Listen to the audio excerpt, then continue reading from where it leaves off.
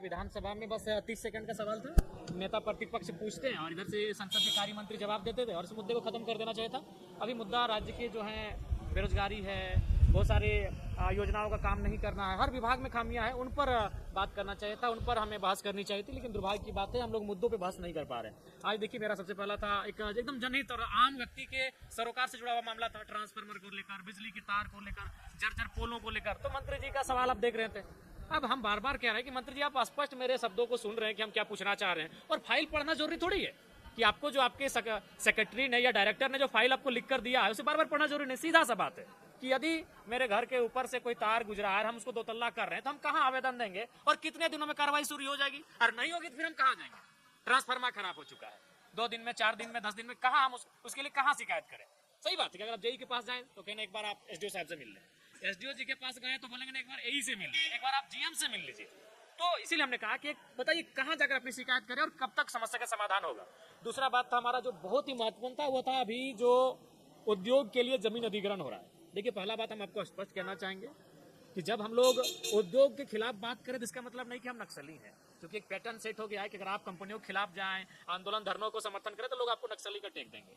अगर उद्योग नहीं बनते हैं और अगर उद्योग हमने जमीन नहीं दिया होता तो आपकी जानकारी के लिए बता देंगे, झारखंड में लीगली 15 लाख से 17 लाख एकड़ जमीन का अधिग्रहण हुआ है, जो झारखंड की कुल भौगोलिक स्थिति का लगभग 8 से 10% होता है। ये लीगली है, ऑथेंटिक है, डेटा के साथ है। हमको तो लगता है 15% जमीन हमारा अधिग्रहण हो चुका है। तो कब हमने जमीन नहीं दिया? हमने इतना जमीन दिया है कि आज हम उसे गिन नहीं सकते। चांडिल डैम एक जिला के बराबर का जमीन है। आज टाटा के पास 15,000 एकड़ जमीन है, लेकिन काम कितना में हुआ? मात्र 4,000 एकड़ में। बाकी जमीन हमने उनको रियल एस्टेट को बेचने के लिए नहीं दिया था। आज आप एचईसी का उदाहरण देखिए, जमीन रेतों ने एचईसी को दिया और वो क्या कर रही है? रियल एस्टेट को बेच रही है, वो बेच रही है। इसीलिए हमने कहा कि आज झारखंड का सबसे ज्वलंत मुद्दा कुछ है तो उनमें से प्रमुख मुद्दा है कंपनियों के द्वारा मनमाने तरीके से जमीन का अधिग्रहण करना, जिसमें बड़का गांव रहे, केरडाड़ी रहे, मांडू रहे, लातेहार रहे, लोहरदगा रहे, या हमारा कोयलांचल रहे, या संथाल परगना का गोड्डा रहे, या साहेबगंज कहीं रहे, कंपनियां जबरन जमीन अधिग्रहण क्यों कर रही है? और जहां जमीन अधिग्रहण की समस्याएं हैं वहां अगर आप भ्रमण करेंगे तो ऐसा प्रतीत होगा कि आप तालिबान चले गए हैं।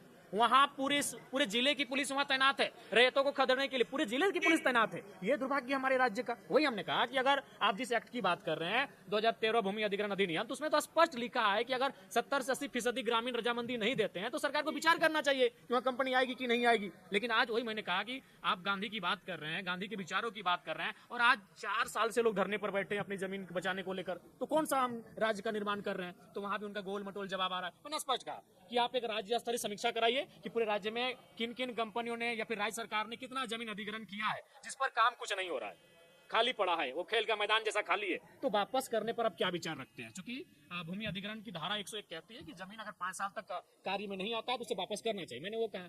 दूसरा बात एक मेमटा सामने आता है कि भाई कोर्ट में जाइए। अब आप भी जान रहे हैं कोर्ट की क्या स्थिति है। वो कोर्ट में उसका 3 पीढ़ी खत्म हो जाएगा तब उसका जजमेंट आएगा, तो ठीक हम कोर्ट ही जाएंगे।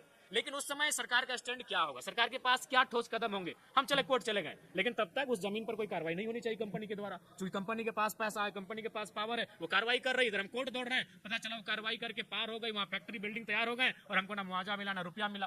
तो एक मेरा महत्वपूर्ण प्रश्न था। दूसरा था आउटसोर्सिंग एजेंसियों के